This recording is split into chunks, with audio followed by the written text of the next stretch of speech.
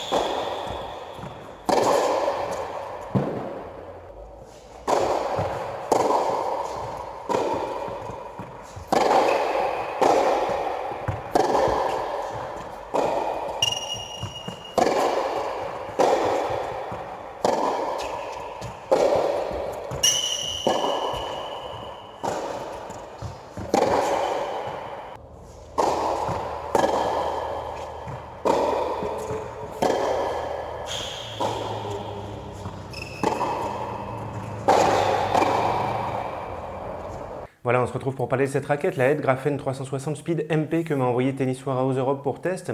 Pour vos achats de matériel de tennis, je vous invite à aller sur le site Tennis Warehouse Europe avec lequel je suis partenaire, en cliquant sur un lien partenaire que j'ai avec ce site, en cliquant sur le i ici, vous pouvez trouver ce lien. Le lien est aussi dans la description de la vidéo. Vous pouvez me demander ce lien aussi par mail et en passant par ce lien pour faire vos achats chez Tennis Warehouse Europe, vous m'aiderez à continuer les vidéos que je fais sur YouTube. Allez, c'est parti, on parle de cette Head Grafen 360 Speed MP. Donc là, c'est un prototype que j'avais en test. Le modèle final aura les mêmes caractéristiques techniques, mais il n'aura pas le même look. Et donc la raquette, elle va être disponible à partir du 6 juillet en test chez Tennis Warehouse Europe, et disponible à la vente à partir du 20 juillet. Je vous laisse regarder à quoi va ressembler le modèle final.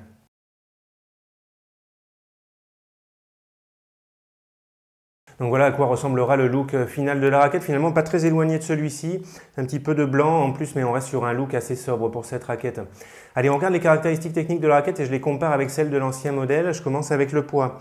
300 grammes non cordé comme l'ancien modèle, 314 grammes cordé. Là j'avais un cordage head length en 1 mm 25 tendu à 24 kg. Équilibre de la raquette, 32 cm, raquette non cordée comme l'ancien modèle, un équilibre neutre, équilibre moyen, raquette très maniable, pas de poids excessif en tête de raquette. J'ai pas l'info du swing weight, ça faudra voir lors de la sortie de la raquette. Taille de tamis, plan de cordage comme l'ancien modèle, 645 cm², plan de cordage 16 par 19. Un moyen tamis un tout petit peu grand, ça aide à donner du confort, à avoir de la puissance, à avoir un accès au lift relativement facile. Ensuite, le profilé de la raquette, là il y a une petite différence. Avant on était à 22 mm, là on passe à 23 mm, ça peut aider à avoir de la puissance supplémentaire. Rigidité de la raquette, c'est quasiment semblable, là on est à 63, avant on était à 64. Et enfin, différence que je trouve importante sur cette raquette, c'est l'utilisation du graphène. Graphène, c'est un matériau à base de carbone. Il y a plein d'articles sur le graphène sur internet, vous pourrez aller voir, il y a plein de propriétés pour ce matériau, très léger, très solide. Pour les raquettes de tennis, c'est intéressant que ça amortit bien les vibrations. Sur le modèle précédent, du graphène, il y en avait uniquement dans le cœur de la raquette. Et là, il y en a tout autour du cadre. C'est pour ça qu'on appelle Grafen 360 ce modèle. Au niveau du cœur de la raquette, de chaque côté du cadre et en tête de raquette. Donc plus d'utilisation du graphène et je vais vous dire ça, tout ça, ce que ça donne au niveau de mes sensations de jeu. Donc moi, il y a deux sensations qui ressortent surtout là par rapport à mon test. Et la première chose, ça concerne l'amorti des vibrations. Je trouve vraiment qu'il y a un meilleur amorti des vibrations sur cette raquette par rapport au modèle précédent. Ça, c'est sûrement dû à l'utilisation du graphène tout autour du cadre de la raquette. On a des frappes un petit peu feutrées et les sensations, elles se rapprochent de celles qu'on peut avoir avec les Wilson Countervail. Donc raquette très confortable, gros amorti des vibrations.